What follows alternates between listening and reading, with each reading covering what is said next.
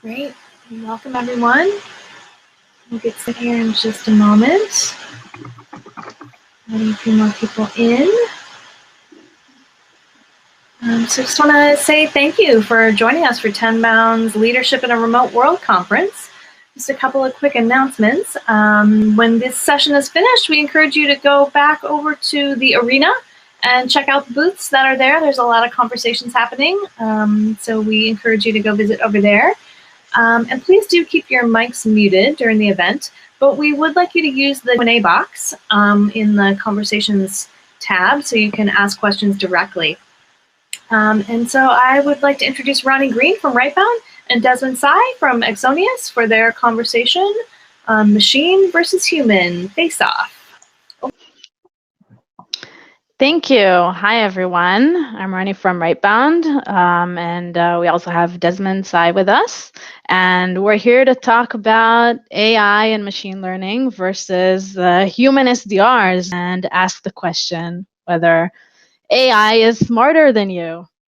What's up, with AI, machine learning, deep learning, big data, and all those buzzwords? Desmond, do you think automation is taking over? Or SDR is going to be replaced? No, SDRs will certainly not be replaced, right? Right. There's a reason why there's 30,000 SDR jobs out there. There's more. There's certainly a need for it, but SDR jobs are getting just more and more difficult. Connect rates are going down on a daily basis. Automation to increase efficiency. Data quality, right? Automation, these are all critical to our success today. Well, we talked about, different phases in sales development. And if we're looking at like a granular, high level split, there's the research, the initial outreach, and then the conversation phase. And I think one of the things we discussed is that a lot of people kind of forget that there's the definition of the ideal customer profile that comes before that, and also a continuous analysis just to optimize this whole process. And what we want to do is kind of jump into all these different phases and have a face-off between machines and algorithms versus human SDRs. So let's start with the first stage, the ICP definition. Yeah, so Roni, my opinion on this one is, I agree with this one. This one is certainly, without into the process with data sourcing, and I agree to extend that ICP certainly needs to be done through humans, right? Because we understand besides the, obviously, the revenue size and company industry that you're going after, but there's more than that, right? And it goes down to the persona profile, right? And then a human understand better the target market, the problem we solve for certain personas, the ROI, and so on. And again, like I mentioned before, right down to persona profiles based on certain problems, their workflow, whatever it is, that may be a different story. But a lot of this is certainly determined by humans, right? Definitely. I definitely agree with you. Machines, they can gather and mine data, but this needs to be defined by not only humans, but it's a cross-team effort. It's not only sales, it's marketing and management, and just defining the value proposition and finding the product market fit is something that no machine and no algorithm can do for you. So definitely going to give, humans a high score on this one. So 0-1, the humans for this phase. Yeah, and also the even the data sources out there, right? The filters that's available for you to filter things out is limited to industries, locations and revenue size and these type of things, right? So it doesn't give the level of granularity for you to really obviously build out the ideal ICP, right, for any business, to be honest. Yeah, so you're actually going into research, right? So if you're doing account-based marketing, sure, it's great to prospect manually, but when you need to go broad, you can't rely on just a limited number of data sources. You need a lot of data sources, and not to waste time on manual research. It's pretty timely and costly, not as effective. So when you have AI kind of autonomously prospecting for you, all the data is, pre-organized, it's segmented, it's quicker, and more importantly, scalable, right? Yeah. So, and I believe this is an area where, should require the most attention, right? Because this is where, any team could easily waste 30-50% of the SDR's time calling the prospects that are irrelevant, have bad data, or even just the process of prospect research. It's a consuming task, right? But assuming you have identified the prospect ICP, to ensure the highest level of accuracy, right? Especially within, for example, Exonius, where we're selling to IT and security, where we have a lot of generic titles, right? And so we really need to, leverage, obviously have a highest level of accuracy of who we're targeting. We're not targeting certain one, wasting our time in areas where we shouldn't, right? So in this area, I believe all SDR leaders should do a lot of research, talk to peers. Don't just settle with one data provider and call it good. In today's world, it's simply just not good enough. I believe it's critical to have a tool that can aggregate data from different sources, right? So it's important to understand, hey, if you're working with this company, are they partnered with other vendors to cover the gaps, right? And most importantly, LinkedIn. There are a lot of tools that don't cover LinkedIn, and that's almost critical. You'll find a lot of discrepancies, and Reddit is a good example, right? Where they collect, where you guys collect data from 30 different data sources.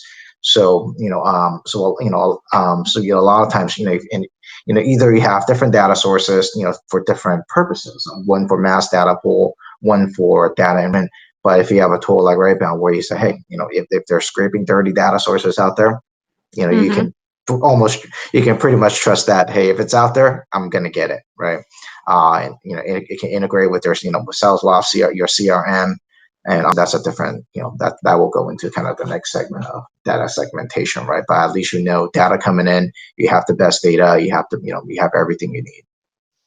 So definitely a lot of points for machines for this one.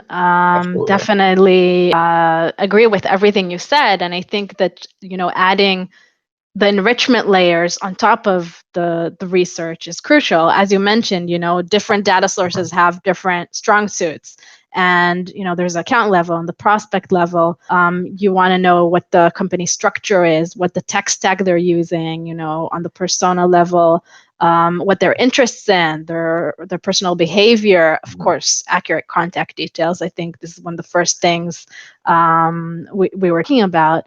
So, of course, SDRs can go manually through, LinkedIn or whatever data source and search for granular information, but you won't get the accuracy levels and just the efficiency that a machine can do this with, even if you're connected to LinkedIn and ZoomInfo and a lot of different data sources.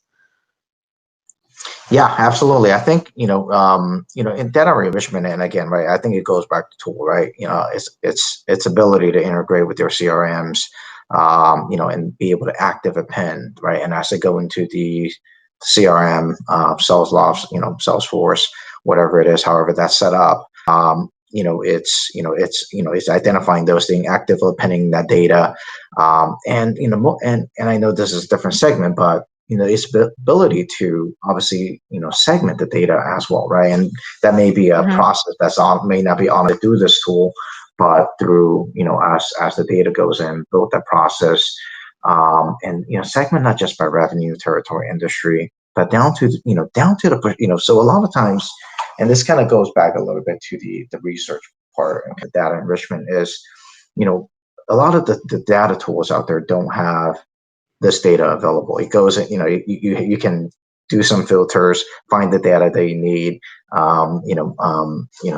do some scrubbing and get as accurate as you can get. But once it goes into your database, that search and filtering function almost disappears, right? And that limits your ability to run targeted and successful campaigns. So for me, what I've always in the past is obviously working with a good vendor, right, like Raybound, other vendors that we work with to get the data. But once it go in there, we make sure that we don't lose that the ability to segment the data, right? Not by revenue, but by persona, based on the problem we solve. How does that align with our talk track, right? Obviously, the more targeted the approach, it drives more consistency in your messaging and your ability to handle the objections, and therefore improve your overall conversation quality, leading to more meetings. Right. Definitely. So that's 2-to-1 for machines so far. When preparing for today's session, I spoke with a lot of sales leaders, and one of them got a gift now. He had a nice way to put it. He said, automation is kind of inevitable, but it should be allocated to certain tiers. So the challenge, as he says, is you need to have personalization, but you can't personalize everything all the time. So you need to kind of prioritize, I guess, where you put the time in. And they kind of split it into tiers. And they say, automation is very, very important. And it's also dependent, on what the selling structure is. That was very interesting. So moving on to the actual outreach. So multi-channel outreach, there's channels today: email, LinkedIn, surveys, gifting, advertising, and a lot of different formats, written and video, and very, very broad array of channels. So obviously, no machine can ever achieve the level of personalizations that human can do, right?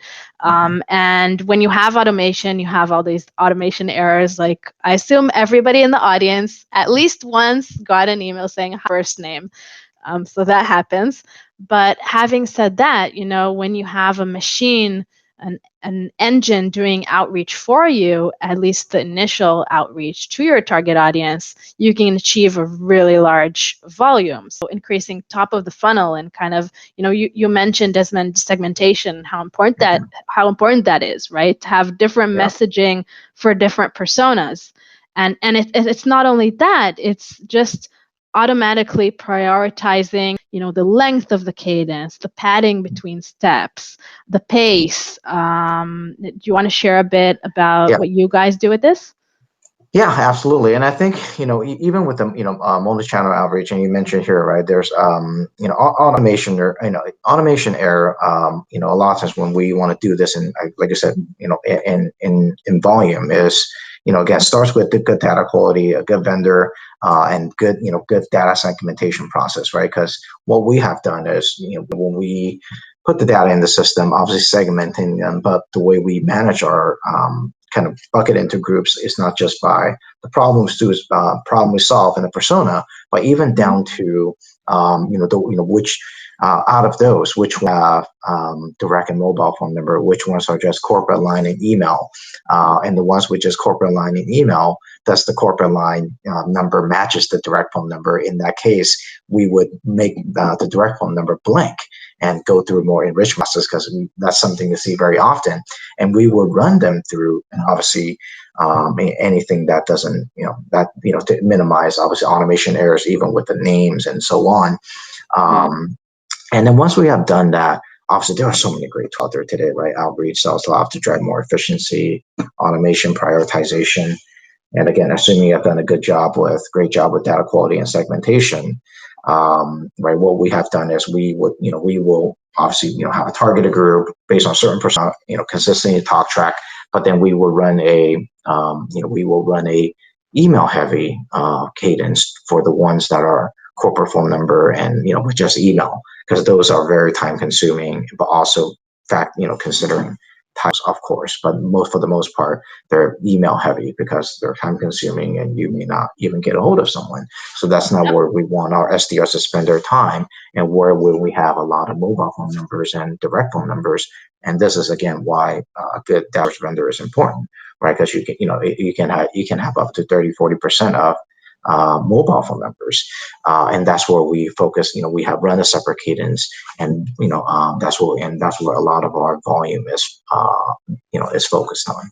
So another point for AI on this one, Absolutely. and another person I spoke with, Tyler from Partner Stack, he said, it's important to test things, and you can test things manually, and you can work on segmentation and testing different touch points and analyzing them. But in order to scale, you have to scale through automation. And I think every marketing executive and every sales executive I've spoken with kind of shares this opinion. And as we go on,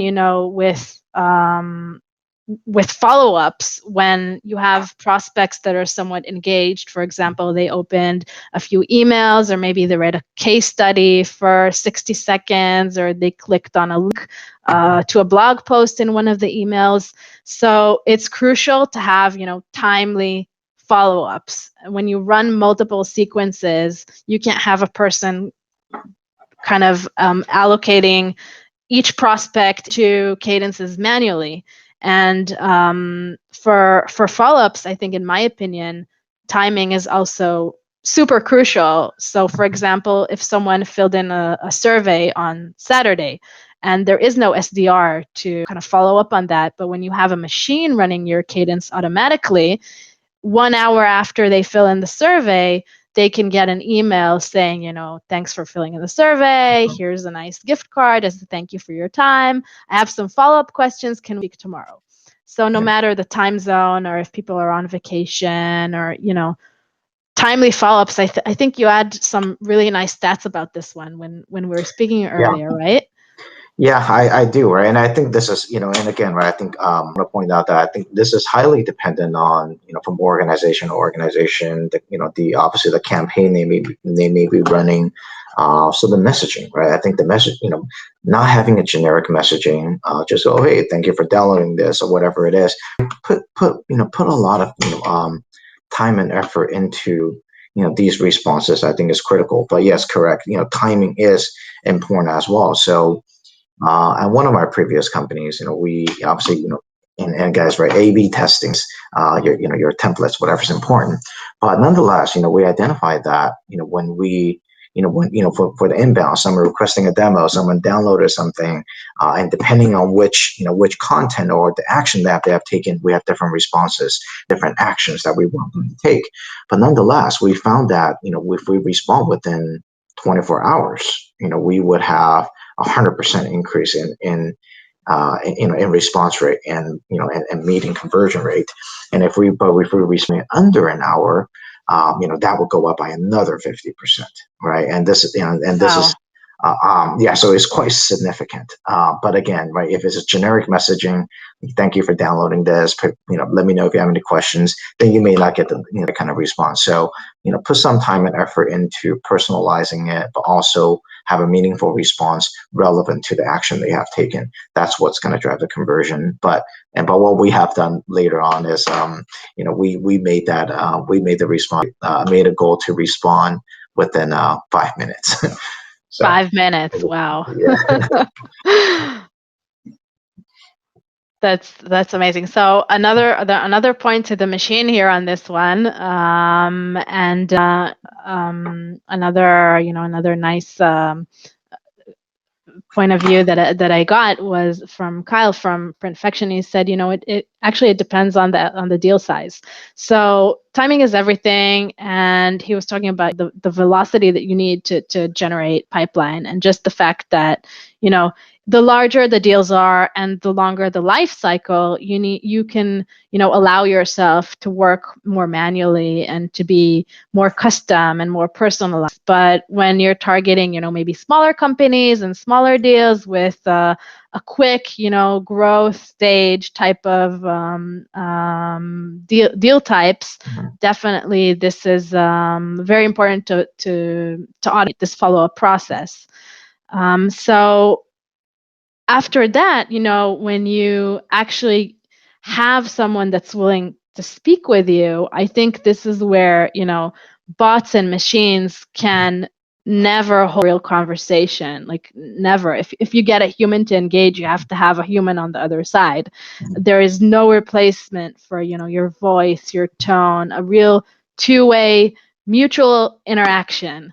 And, you know, a lot of SDRs today mentioned that people don't really pick up the phone, and people don't really like, you know, calling or cold calling as much. And a lot of people say, you know, in my audience, cold calling doesn't work. What do you have to say about that? No, absolutely not. I mean, when you consider the, your response rate from, from calls versus email, calls are still 10 times higher, right? And if you look 10 at times higher. Yeah, Wow. again, it's dependent on the industry that you're in, but it's most of the time it's quite significant, right? And response rate, and I don't mean, hey, take me off your list, positive response, right? But nonetheless, right? So so there's many ways to to look at this, but there's no, because within email you don't have your ability to handle those objections, or and with many new technology out there, half the time prospects don't even fully understand what you're trying to sell them, right? A quick elevator pitch, they may kind of go, oh, even because, for example, at Axonius, we solve a problem for, that applies to 70+% of people in IT space. But a lot of time when we talk to them, because it's such a new technology, solving a problem that has never been solved, they go, oh, that's not what I do. And as we've been to our more, say, hey, this is part of the process. Based on your role, here's what we do, and this is how we can make this process, simplify this process and solve this problem. And they go, oh, that's now I get it, right? And with an email, they may have just told you no, right? Or that's not what I do. But You know yeah, what a I certain, think about emails? I think, it's emails is a really important channel to kind of warm people up to the conversation that you're talking about. So if they're knowledgeable about, in general, what your product does, if they saw something, they read something, maybe even did something, engaged with your content, they might, they probably feel more, I don't know if obligated, but more open, I guess, to talking. So when you cold call someone after there was some initial engagement, that means response rates are much, much higher.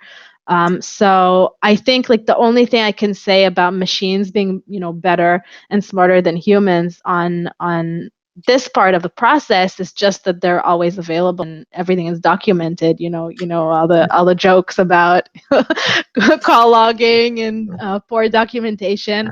But definitely for this, I totally agree with you, and I think very, very high score for human here. And our BDR at Rightbound, Casey, he always says, he says, I feel people forgot how to speak on the phone, and like a 1-minute conversation is better than 100 back and forth emails and text messages. And, there's a phone interaction will always, always, always beat, something automated like a conversational bot, always, every time. And I think Google may think differently, though. maybe. And then, after you get that person on the phone, it doesn't end there, right? You have the whole process from qualifying the leads to getting them to a demo. So, here's where AI and applications can help with routing and tasks and reminders and real-time alerts. And obviously, this is where integrations come into play. And you mentioned that, I think, several times during the session. How to make sure nothing slips between the cracks? Yeah. So for us, we have, once we have the conversation, we turn them into the meeting. Obviously, it's important to do your due diligence, right? Because we want the meeting to show up, and we also want the deal to convert.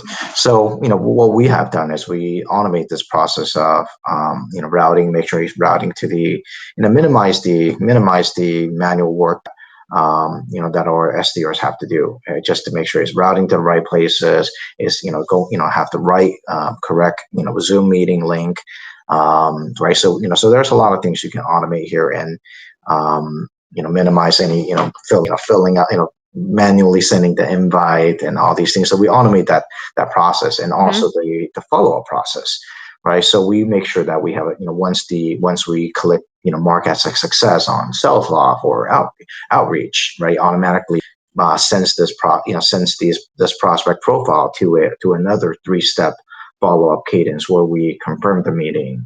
And the second one is automated email sending out, says, hey, obviously we want to make this meeting worth their while. We want to focus on, focus this meeting on the problems that you're looking to resolve. Maybe even include a quick survey, right? So our reps can go in there and not waste their 30 minutes and talk about, here's who I am, who you are, what do you do, right? We want to progress this meeting to the step. And then the third one is obviously to make sure that they show up. So by doing this, we have achieved 90+% meeting completion rate, generally about 90 plus. Wow, that's really high as a benchmark. I bet everybody in the audience is jealous of that specific benchmark. Yeah, and by putting together again these messaging and surveys and so on, if it's and product marketing is probably the best to put these things together for you. But if you can go in there and start selling, we have seen conversion rate over a course of a year as has 55% to an opportunity. Right. Amazing. And I think one of the most important aspects of, in